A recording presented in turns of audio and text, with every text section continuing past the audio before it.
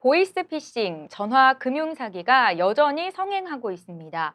알면서도 당한다는 보이스피싱. 오늘은 최근 사례와 대응법, 대응 방안에 대해서 이야기 나눠보겠습니다. 금융감독원 불법금융대응단 신상주 선임 나오셨습니다. 안녕하세요. 안녕하세요. 보이스피싱 수법이 날로 지능화, 고도화되고 있는데요. 최근에는 어떻게 더 교묘해지고 있습니까? 최근에는 이제 IT 기술 발달로 인해서 모바일 어플리케이션을 이용한 사기 수법들이 지속 등장을 하고 있습니다. 범죄에 이용되다 보니까 흔히 악성 앱이라고 하는데요.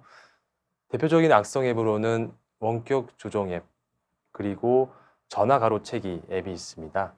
원격 조정 앱의 경우에는요, 이제 사기범들이 피해자의 핸드폰을 완전히 지배를 하고 있습니다. 또 다른 이제 악성 앱으로는 전화 가로채기 앱이 있는데요. 네. 그런 경우에 이제 사기범들은 전화 가로채기 앱을 통해서 본인들이 직접 경찰 혹은 감독원 직원인 것처럼 사칭을 해서 피해자들과 직접 통화를 하고 피해자를 두 번 속이는 수법들을 사용을 하고 있습니다. 보이스피싱 피해가 뭐 어제 오늘 일은 아니잖아요. 왜 이렇게 계속 지속되는 걸까요? 피해가 계속되고 있는 걸까요? 사기범들이 지속적으로 사기 수법을 진흥화, 고도화하면서 이제 어떻게 보면 사기 수법이 점점 악랄해지고 있다고 보면 되는데요. 정부에서는 보이스피싱 예방을 위해서 보이스피싱인지 의심하고, 그다음에 전화를 끊고, 마지막으로 확인하고 라는 세 가지 행동 원칙을 제시를 하고 있는데요. 사기범들은 이제 전화 가로채기 앱이라는 이제 사기 수법을 동원해서 마치 수사기관 혹은 금융감독원인 것처럼 피해자를 속이는 경우가 있고요. 대포 통장 개설이 어려워지자 문자나 혹은 알바 사이트 혹은 SNS 등을 통해서 통장을 정상적으로 개설된 통장을 모집 혹은 수집을 해서 범죄에 악용을 하고 있습니다. 이처럼 정부의 어떤 예방 제도, 홍보 등을 사기범들은 간파를 하고 이제 우회하는 방법을 통해서 이제 지속적으로 사기를 이제 하고 있습니다. 예. 최근에는 코로나19를 악용한 피해 사례도 좀 있을 것 같은데 어떤가요? 이제 코로나19로 인해서 자금난을 겪는 자영업자 대상으로 이제 대출 문자를 보냅니다.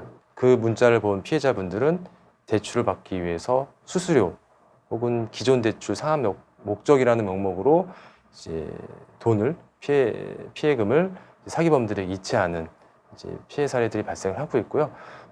지인을 사칭해서 언니 나 이제 마스크를 싸게 바로 살 수가 있는데 급하게 돈이 없어서 급하게 50만 원만 이체해 줄 수 있어? 라는 수법을 통해서 피해가 발생한 사례도 있고요. 이처럼 코로나19 혹은 뭐 이제 그런 사회적 이슈들을 이제 사기범들은 그때그때마다 이제 사기하는 과정에 있어서 사용을 하고 있습니다. 예. 네. 금융감독원은 이 보이스피싱 피해를 막기 위해서 예방수칙 10개명을 만들어서 홍보하기도 하는 등 예방에 중점을 두고 있잖아요. 예방이 중요할 텐데 이 보이스피싱 피해를 막기 위해 가장 중요한 건 뭘까요, 선임님?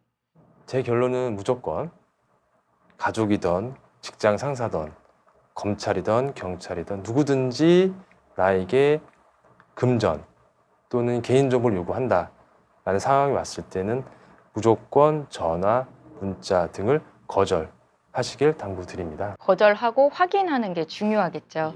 예. 확인도 혹시나 아까 말씀드린 전화 가로채기 앱이 있을 수 있으니까요. 확인하고 싶으시면 친구의 핸드폰을 빌려서 혹은 가까운 경찰서 혹은 은행에 직접 방문을 한번 해보시길 부탁드리겠습니다. 네. 개인적인 예방 외에 제도적으로 막을 수 있는 부분은 없는 걸까요? 지속적으로 이제 보이스피싱 피해 예방을 위해서 정부에서는 이제 다양한 노력을 하고 있고요. 제도적 노력을 하고 있고 지난 6월에 이제 보이스피싱 원전 차단을 위해서 범정부 차원에서 보이스피싱 척결 종합 방안을 마련했습니다. 보이스피싱 사기의 어떤 양대 숙주는 전화, 즉 대포폰하고 자금 세탁이 되는 대포 통장 두 개가 이용이 되는데요. 통신 부문에서는 이제 선불폰 등 대포폰 개통이 쉽지 않도록 하는 통신 분야의 어떤 강조되어 있는 내용이 있고요. 이제 금융 부분에서는 이제 어떤 금융 소비자 분들께서 피해를 입지 않도록 금융회사가 선제적으로 예방 체계를 갖출 수 있는 예방 의무를 좀 더 강화를 했습니다.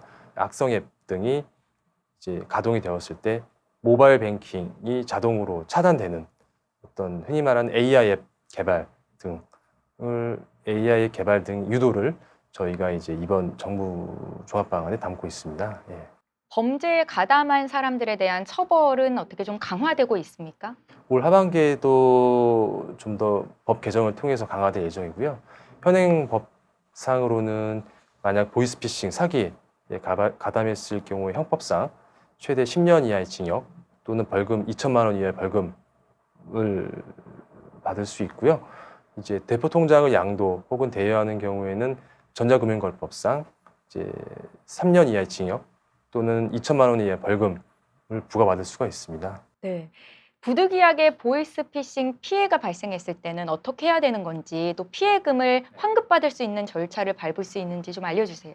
피해자분들이 이제 비용 없이 신속한 구제를 받을 수 있도록 전기통치 피해 환급법이 제정이 되어 있고요. 네. 피해 구제 신청이 접수가 되면 금융감독원에서 접수일로부터 2.5개월 이내에 피해 환급금을 돌려주는 구제 절차를 현재 저희가 하고 있습니다. 네. 마지막으로 시청자분들을 위해서 보이스피싱 피해를 막기 위해 꼭 당부해주고 싶은 말씀이 있다면요? 무슨 이유가 됐던 돈을 요구한다고 했을 때 무조건 거절하고 지인 등을 통해서 이게 사실인지 확인해보는 습관을 가졌으면 좋겠습니다. 범행 수법 어떤 것들이 있는지 미리 알아보는 것도 예방에 도움이 될 텐데요. 금융감독원 홈페이지 들어가시면 실제 범죄자의 목소리를 들어보실 수 있으니까 참고하시기 바랍니다. 오늘 정책 인터뷰 여기서 마치겠습니다. 고맙습니다. 네.